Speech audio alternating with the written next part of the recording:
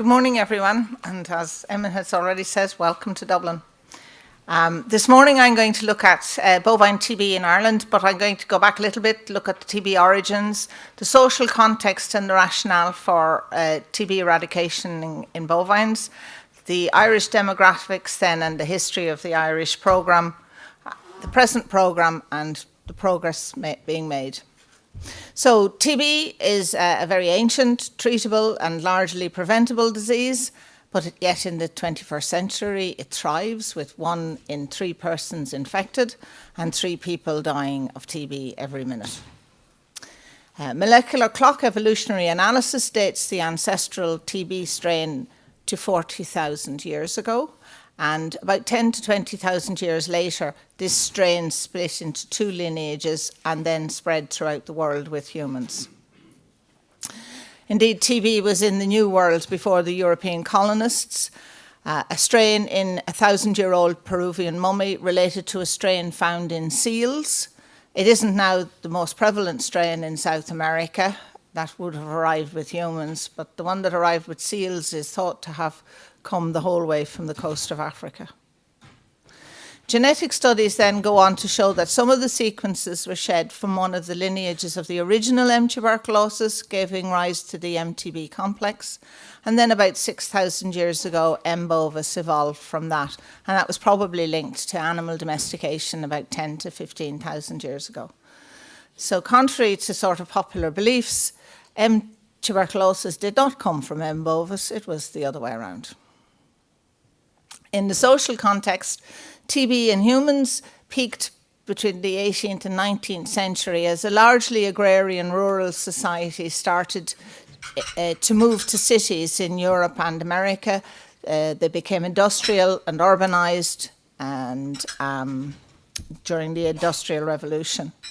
And then, as now, TB reflected the impact of poverty, malnourishment and overcrowding.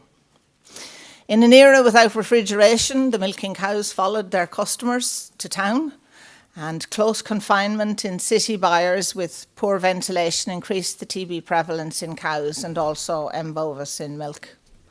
And in the late 19th century in Ireland, TB was the greatest danger to health in the age group 15 to 25, and death rates rose rapidly in that era to about 11,500 per year. By the early 20th century, it was becoming clear to many that TB could be spread through food and particularly through milk. At that stage, of course, we didn't have pasteurization. And by 1914, TB specialists agreed that most cases of stomach, neck gland and throat TB had been transmitted by milk. So you get the cases here of mycobacterial cervical lymphadenitis or scrofula. And I can remember an old practitioner telling me he hated to go into a farmyard to see cases where kids like this would be seen maybe with bandage around the throat, but certainly a discharging throat wound, because he would know that not only did the family have TB, but probably every bovine in the place had TB, because if the child was drinking TB milk, so was every calf. Study of TB cases in Santiago between 1994 and 2000 revealed that 7% of them had been caused by M. bovis. 53% of those cases were extrapulmonary, so they weren't primary respiratory disease. 25% were in children, and 22% in HIV-positive patients. And in Great Britain, before effective M. bovis control programmes started, M. bovis was causing 6% of human TB deaths. Going back a little bit, Koch had discovered the TB bacillus, tubercle bacillus, in 1882, and in 1890 he demonstrated the properties of a tuberculin he had developed, which caused a rise in temperature in tuberculosis patients. And indeed, he confirmed that when he tried it on himself, he got a rise in temperature because Koch had TB. Almost simultaneously, it seems that the possibility of using this temperature rise in tuberculin to test for TB, and by 1891, cattle testing was operating extensively. There was a tool to eradicate TB. And when I say operating extensively, this is in an era with no mobile phones, very poor communication systems. And yet, by 1981, they were trialling the tuberculin as a TB test in Russia, Denmark, Germany, France, America, and England. Impressive. I don't think any test we'll hear of this week will be that fast to be adopted. Various tuberculin test methodologies were then developed and refined in the late 19th and 20th century. So they tried, obviously, the subcutaneous test, which was on the scapula, short thermal test, had to take less temperatures. They were quite tedious tests because you had to attend and take temperatures before and after injecting the tuberculin. They had ophthalmic palpebral tests, double intradermal tests, Stormont test, the vulval test, and many were attempting to find the best test, the least arduous and the easiest to perform. In 1908, Musso and Mantu had developed an intradermal test using the caudal fold, and they described the type of response it elicited in tuberculous and non-tuberculous cases. But 2 years later, Christensen and Stubb from Denmark, the previous two had been working in France, determined that the side of the neck actually was the optimal site because it gave the most consistent results regarding the presence or absence of TB. There was another series of work done along, but by 1942, in Britain, following on from a report by Buxton and Glover, the instructions for the TB test, for the comparative TB test, that is, that the tuberculin was to be injected in the middle third of one side of the neck on a line parallel to the spine of the scapula, the avian tuberculin injected about 4 inches below the crest, and the mammalian about 5 inches below the avian. And don't worry about the inches, because the inches were the width of a hand, so nobody needed to carry a tape measure with them. Very convenient. But any vets here that are used to doing TB testing will realise they're still the instructions today. By 1950, the Americans were looking out to see if there was a better area more sensitive than the caudal fold. So they looked at site sensitivity for animals sensitised to either para-TB or to tuberculosis, so they were using Yonin and tuberculin. They split the side of each animal into 5. They planned to have 8 injection sites on each region, except the caudal fold, which of course only had 1. So in total, they ended up with 66 injections in each animal, and the results then were analysed. The largest reactions had occurred in the neck region and showed that the skin on the neck was the most sensitive. So there's the poor picture of a diagram of the poor animals that they had given 66 injections to decide where they were going to get the worst lumps. 1951, Basden obviously didn't really believe the other pair, so he did some more work and confirmed that the neck was the most sensitive site. By 1959, Patterson was again looking at it, very disbelieving. These lots of Doubting Thomases around, and but he confirmed that the intradermal injection should be in the middle third of the neck, and the sensitivity was greater nearer the head and back towards the shoulders. It was very much less sensitive. So here we are, over 100 years old, and the tuberculin test, the intradermal test, remains the primary test for TB diagnosis in both animals and humans worldwide.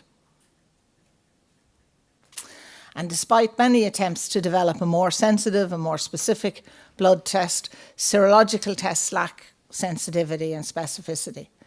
The most widely used of the serological tests is the interferon gamma assay, developed to the late 1980s, early 1990s in Australia, and that was 100 years almost exactly after the tubercock had demonstrated his tuberculin.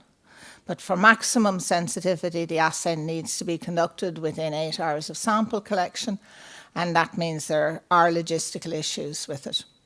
There have been a number of other ELISA tests developed, looking for an antibody response, and that's generally late stage of infection. There's variations to the different tests using whole tuberculin, combinations of antigens, individual antigens, or individual antigens used in a multiplicity of individual antigens used in a multiplex platform. The most recent test seems to be a blood test using phage RPA, standing for recombinase polymerase amplification, which has been reported by the University of Nottingham to detect mycobacteria in blood. And it seems to find higher levels in comparative test reactor animals, killing out with visible lesions. Up until this, most people would have thought that we don't find mycobacteria very frequently in blood, but they are detecting something. Looking at vaccination then, BCG is widely used in human medicine, newborns and infants to protect against primary TB in children, either by injection or orally, mostly injection. It doesn't effectively protect adults from infection, and thus far it's not used in animals because it doesn't prevent disease progression and does interfere with the intradermal tuberculin tests. And with vaccination with wild animals, for instance, they remain in the population despite having clinical symptoms. So any vaccine to be used in a wild population has to be highly efficacious to be of practical value. And to be of practical value in livestock in an eradication program, you need to have a test to differentiate infected from vaccinated animals. And so far, we haven't had anything close to that perfect, even for non-vaccinated animals. So that's quite a challenge for anyone trying to develop a DIVA test for BCG vaccination. Coming back to Ireland, just to give you some idea of where you are. This is our map, and we have 26 counties covering 70,000 square kilometres, or almost 7 million hectares. And about 4.2 million of those hectares, or 64% of the total land area, is being used for agriculture. Not a very large island. We're 280 kilometres wide, and at its longest north-south, 486 kilometres. We've about 4.5 million people, little more. 54% are aged between 25 and 65. In this map, mountains are red. You'll see we have a few of them along the coast. Farmland is purple. That's most of the land in Ireland, and we've only 11% of forestry in the green. So even our mountains are not very high. The highest is only about 1,000 metres, and our longest river is less than 400 kilometres. Approximately 91% of our agricultural area, or almost 4 million hectares, are devoted to grass, be it conserved grass, silage hay, or pasture and rough grazing. So pasture land dominates the country. Anyone who drives around will see all our fields in between hedgerows. And Ireland has a mild but changeable oceanic climate with few extremes. This is our cattle density map. And you'll notice that it occupies the same general area as our pasture land occupied, the whole middle of the country. We have 115,000 bovine animals because cattle and milk output account for 58% of our agricultural output, and our agriculture output accounts for 2.5% of our GDP, which is about twice that of our European neighbours. The EU colleagues. 6.3 million cattle, about 2.5 million cows. Half of them are dairy cows, half are beef cows. We've 87,000 herds actually breeding cattle. 35% of those are dairy herds, and our average herd size is 55. So as you can see, we all know that cattle best exploit Ireland's climate and grass. Moving quickly along to the history of the TB eradication programme. It started with a pilot in 1950 to assess TB levels. It was voluntary by 1954. Compulsory then commenced in 1957, and it worked its way up the country on a phased basis and involved the whole country by 1962. Initially, progress was really impressive. The number of reactor animals fell rapidly. In 1965, they actually thought they'd have TB eradicated by 1969. And you can see why they might have thought that was impressive. They'd gone from a peak of 160,000 reactors in a population of 4.5 million cattle, and now they were hitting 30,000 4 years later. In the 50s as well, our individual herd numbering commenced. And the rules have essentially not changed since. The herd numbering is based on disease control principles, so the herd is the epidemiological unit, and fragments that are within that same epidemiological unit are kept within the same herd number. So as farms have necessarily had to get bigger, people have acquired other parcels of land which are not necessarily adjoining. So in this map, numbers 1 and 2 reflect the same herd, the same epidemiological unit. The ownership of the land and the animals is not necessarily an issue, but we do require a distinct owner-manager, now referred to as a keeper, who is legally responsible then for the care, maintenance and welfare of the animals. Bovine identification, individual bovine identification started also in the 50s, so much of the legislation then was under eradication programme legislation, but now with the harmonised system in Europe, much of our ID legislation implements EU regulations, and strangely enough, we had started with individual animal ID on the and the herd, and an individual animal ID on an animal, and we are back there with the EU system. We just now have plastic tags. Primarily in Ireland, we use the single intradermal comparative test, which means that we use avian and bovine tuberculin. We have an annual test mandatory for all herds. When we have infection in a herd, we restrict the herd, so after we've cleared the infection post-de-restriction, we have check tests on the herds. We test the contiguous herds, the neighbours, and we have categorised herds into high risk and default risk, and so we do more frequent testing on high risk herds and where we have herds that have links to TB outbreaks. When we detect reactors, we have a programme to promptly remove them. We do a series of 60-day reactor retests post-removal, looking for 2 clear tests. And during that period, we also have movement control. In addition to the testing on animals, we have a programme for epidemiological investigation of outbreaks, tracing backwards and onwards animals that came from or moved to other herds. We have veterinary meat inspection, hygiene control, and of course depopulation of seriously infected herds. So between 1965 and 74, alas, the reactor animal graft did not continue to go down. If anything, it went up as the population of cattle rose. By the mid-70s, we were hitting almost 7 million cattle.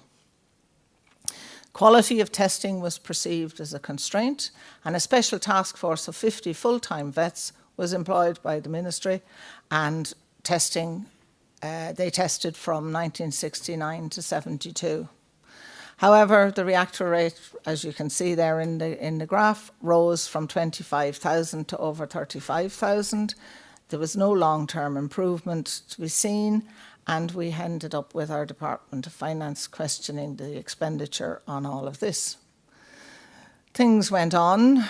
In the mid-70s, we'd had a veterinary strike or lockout, depending on whose perspective you look at it, but there was no real amplification of the disease.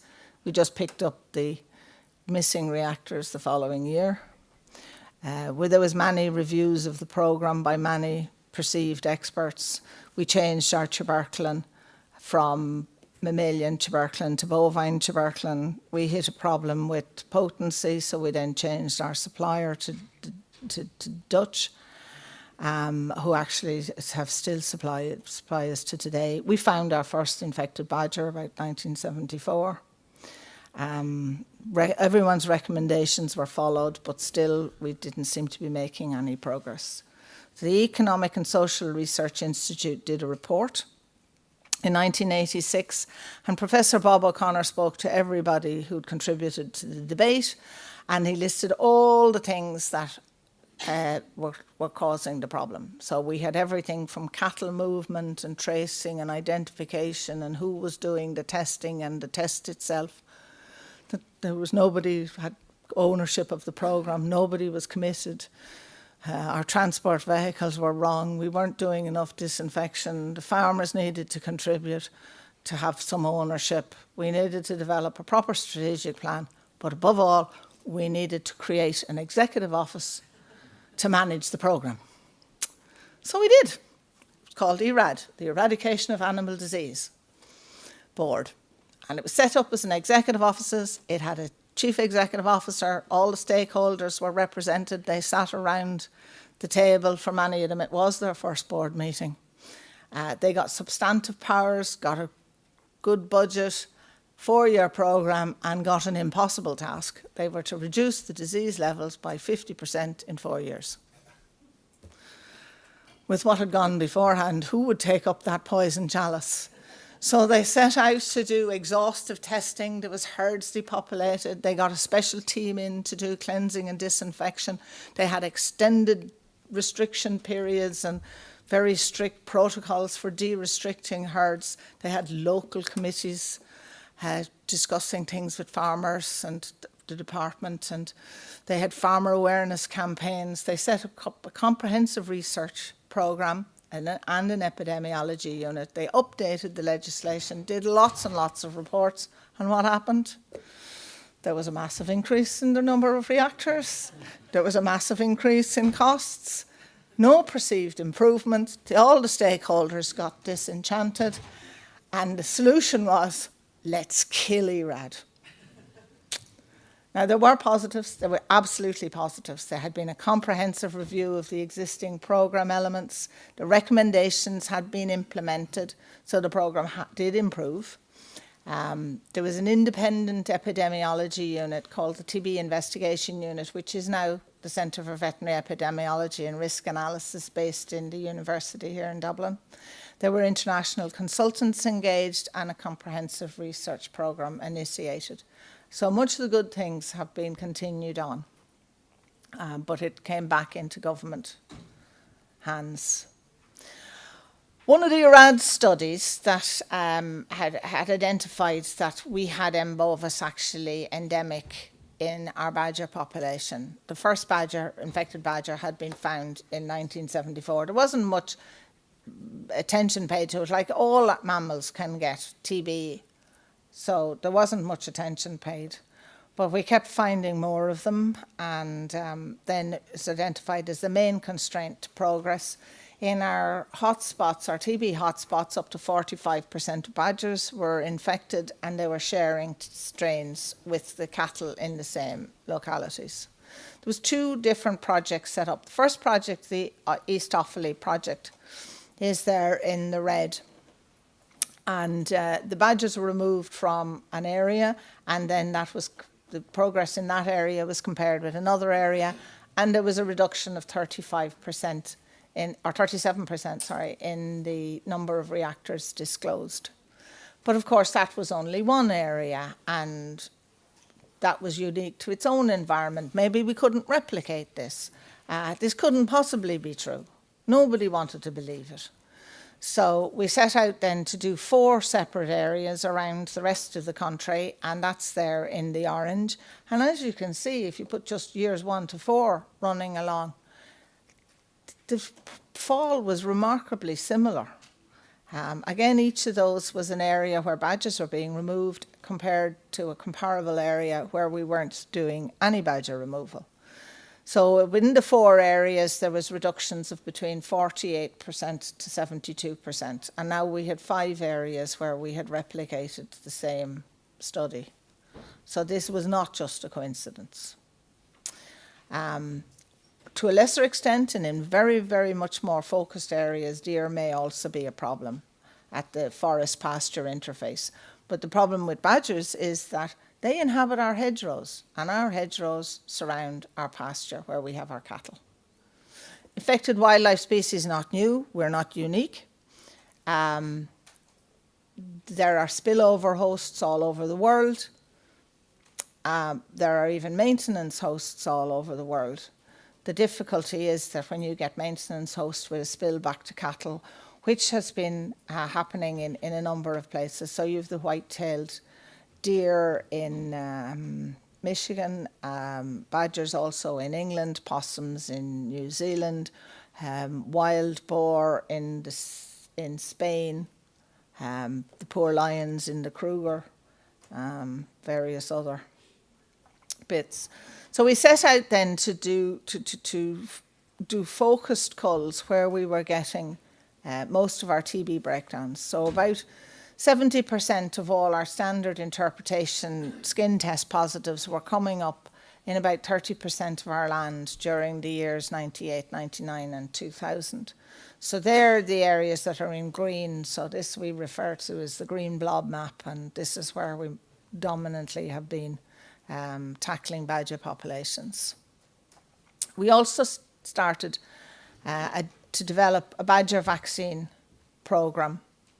BCG was the available vaccine, so rather than reinventing the wheel, set out to see would BCG work in badgers. There was nothing known about the immunology in a badger or its immune capability. Could it even mount an immune response to TB? So there was an awful lot of work that required to be done. But in summary, in administration of the vaccine, didn't seem to matter what route you gave it, subcutaneous, mucosal or oral. It seemed to work pretty well in a laboratory setting. It was still evident after 12 months. And the findings were that they did mount a protective response. That response limited distribution and severity in experimentally challenged badgers. But would it work in the field?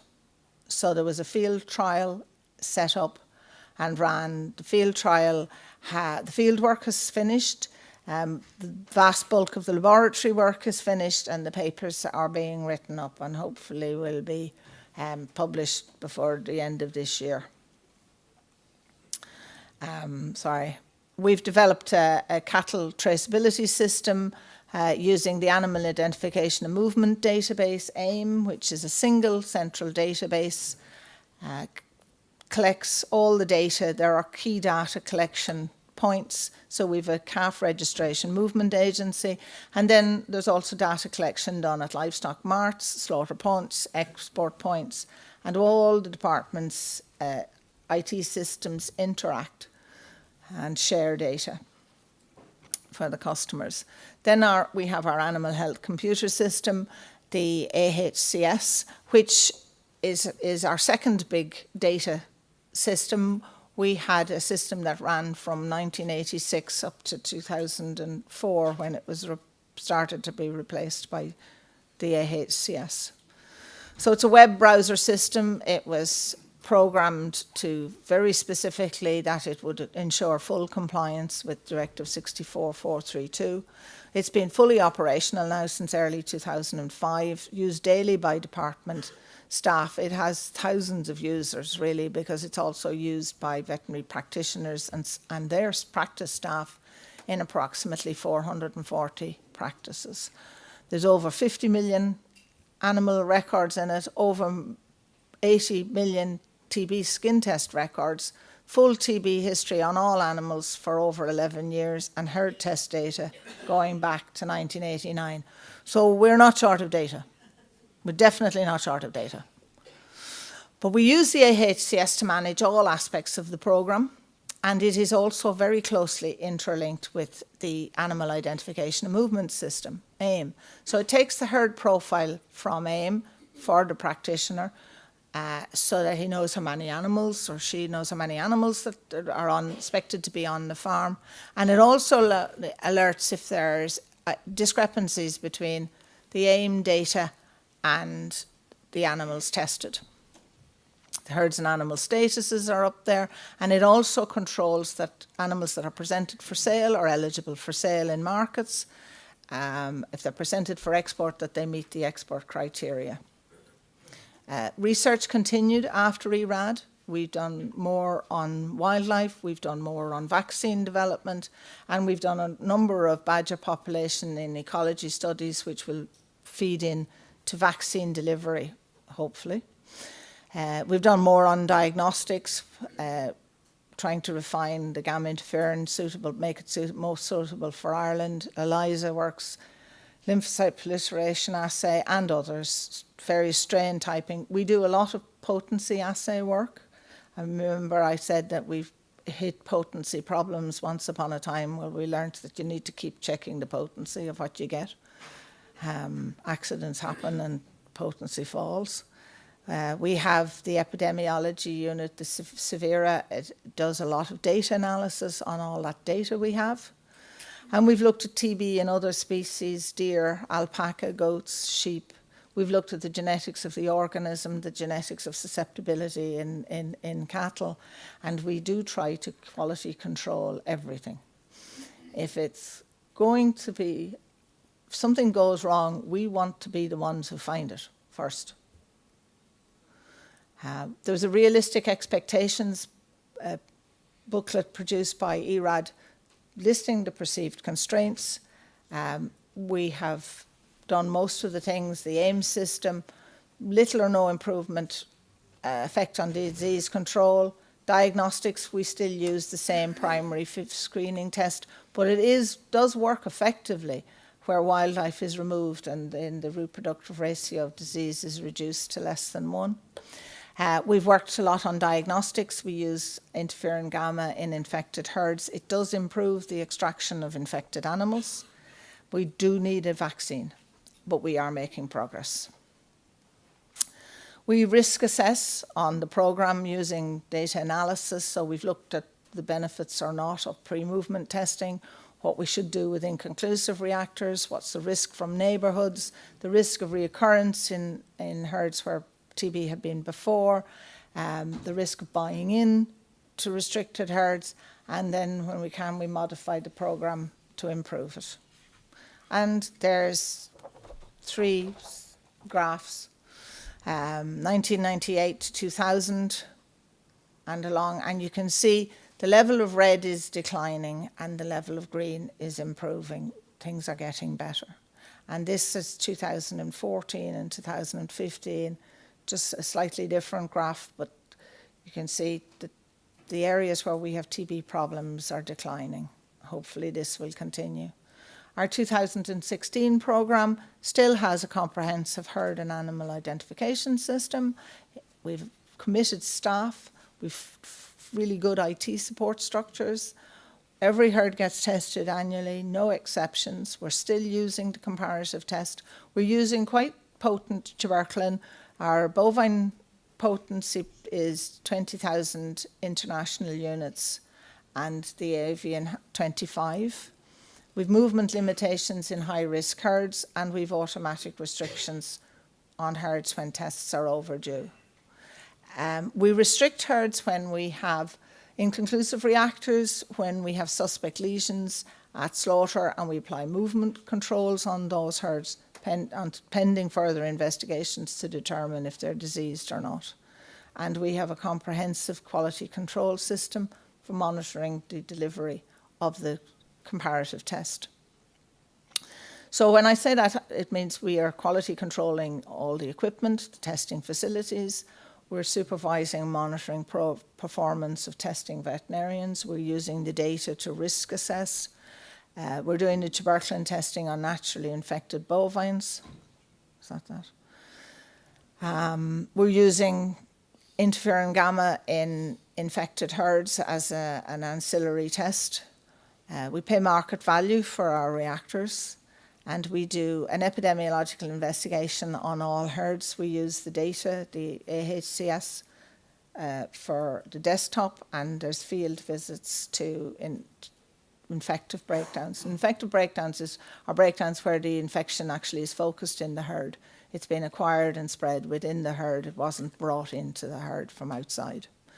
We trace back and forward animals, and we have the support system of Severa in the university as well. As per the directive, the EU directive, the trading directive, we de-restrict herds after 2 clear tests, 60 days and 4 months from the removal of the last positive reactor. We also then do tests on contiguous herds, and we have restrictions on contiguous herds if they have been 4 months from their last test. And we do follow-up tests in those herds, the higher risk herds, and have a limited movement window now on those herds post de-restriction, because there is a risk attaining to herds that have had breakdowns before. And lots of check tests. We've wildlife control in infected areas, so we've a targeted badger removal under licence where they're implicated in a breakdown. We're still doing the disinfection of the premises, we're still stamping out herds where there's heavy infection, and we're still doing veterinary meat inspection at slaughter plants. Have we made progress? Well, in 1954 when we started, we had 4.5 million cattle with a test reactor animal incidence of 17%. 22% of the cows in the country were infected. 2003, when we put in a systematic badger control, badger population control measures, we had almost 7 million cattle. Our reactor animal incidence was 4% and cows were 7%. In 2015, we still over 6 million cattle. Our animal reactor incidence has fallen to 0.24 and the cows are 0.35. So we have made progress. To display it pictorially or on a graph, that's it. So in the last 15 years, we've been making, there's been ups and downs, but the trend line is consistently down. That's it in another way. Between 1999, when we had hit our peak, to 2015, we have a 66% reduction. And in 2010, we hit the lowest level we had of reactors we had ever hit, and we have declined from that.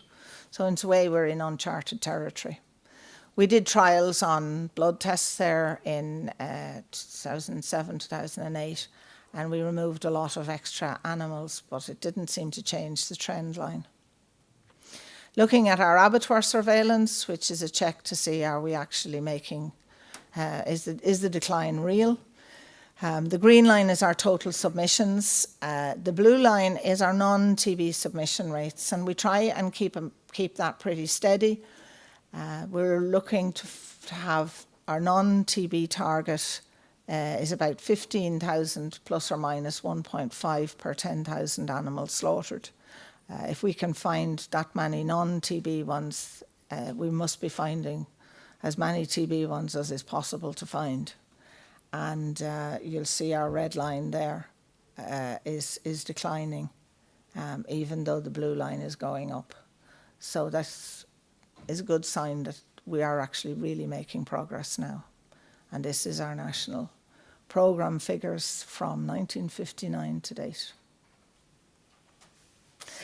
The battle goes on. If we can address the wildlife issue, we'll substitute testing and removing cattle with wildlife population control and vaccination until TB is gone in all species.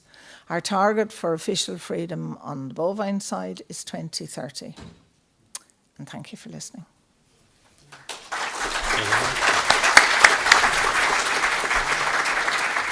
Thank you very much, Margaret, for an excellent talk on the history of the programme here. We've time for some questions, if there are any from the audience. Gentleman here.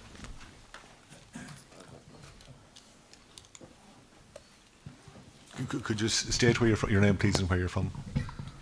Hi, I'm Dan Leonard. I'm a vet over in the northwest of England. Sort of two questions, really. In your badger removal operations over the years, have you ever identified what's known as the perturbation effect?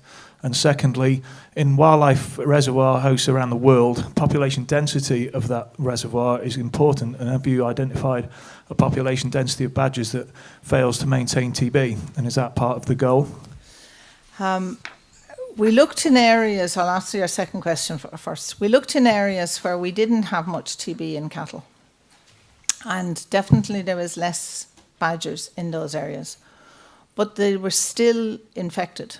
Now, the levels of infection were a lot lower than in the hotspots, but we don't seem to have any totally non-infected populations.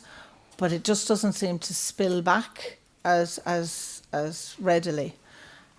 So we reckon we're probably going to have to vaccinate everywhere to get rid of TB in the badger as well. But we may be able to be officially free in cattle before we'll have done that. So I suppose in a sense I'm putting out a warning to people, don't, if we end up with vaccine and vaccine is working, you're going to have to keep doing it for a long time. Have we seen the perturbation effect? Not in the same way as they do in England, and we have looked for it. Perhaps because our badgers are much less dense anyway. And also, we have a lot of badgers die on the road. There's a project you'll hear about later, and we've lost maybe 50% of our badgers on the roads, not even only on main roads, on small roads. So the badger population in Ireland is constantly having animals killed. Gentleman over here. I'm Dick Sibley, a veterinary surgeon from Devon in the UK. Are you using human BCG vaccine for vaccinating the badgers, and at what dose, and are you able to get it? Yes, and yes. We are using human BCG. We were being supplied by our health board. They were getting it for us. With the supply difficulties, we have changed to BCG Sophia. So we're getting it via a Canadian company. It's manufactured in Bulgaria. And the dose we are giving is